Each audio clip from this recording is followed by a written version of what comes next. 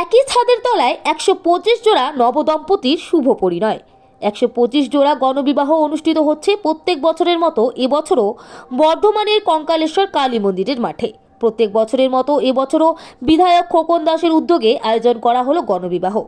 গণবিবাহের বিশেষ আকর্ষণ, বাংলা সহ মোট 8টি রাজ্য থেকে এসে গণবিবাহ হবে এখানে মেয়েদের।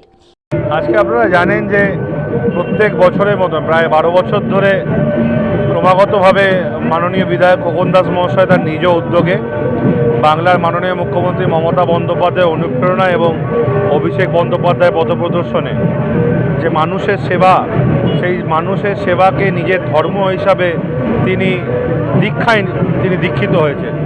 এবং সেই একইভাবে যে সকল গরিব ছেলেমেয়েদের যাদের বিবাহ দিতে তাদের বাবা মা ঠিকভাবে সক্ষম হয় না, সেখান থেকে দাঁড়িয়ে আমরা সত্যি গৌরবের সাথে বলছি আজ গণবিবাহ সারা রাজ্যে নয়, সারা ভারতবর্ষে প্রায় 8টি রাজ্যে, রাজস্থান, গুজরাট থেকে উত্তরপ্রদেশ থেকে শুরু করে যেখানে বিজেপি শাসিত রাজ্যে, যেখানে বিজেপির নেতা নেতৃত্বরা তাদের একটি বেটি বাঁচাও বেটি পড়াওয়ের নামে একটি মেয়েকে বিবাহ দিতে পারে না, তাদেরকে দাম্পত্য জীবনে আশীর্বাদ করতে পারেন না, আজ তাদেরকে বাংলার মাননীয় মুখ্যমন্ত্রী মমতা বন্দ্যোপাধ্যায়, অভিষেক বন্দ্যোপাধ্যায়ের একনিষ্ঠ সৈনিক খোকন দাসের গণবিবাহে ছুটে আসতে হচ্ছে গণবিবাহের জন্যে। সত্যি আজকে আমরা আনন্দিত এবং আপ্লুত।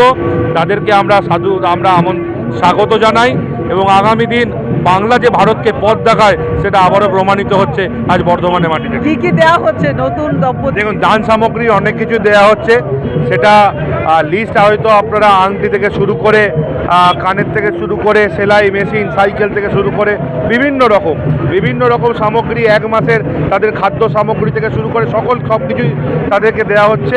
আশা করি তাদের দাম্পত্য জীবন আগামী দিন যেন এরমভাবেই ভালো হয় এবং খুব ভালো, প্রায় 1000-এরও বেশি মানুষ ছেলে মেয়েদের বিয়ে এবছর সম্পন্ন হতে চলেছে। বাইরের রাজ্যগুলো থেকে মোট 19টি মেয়ের বিয়ে হবে এই গণবিবাহের মঞ্চে।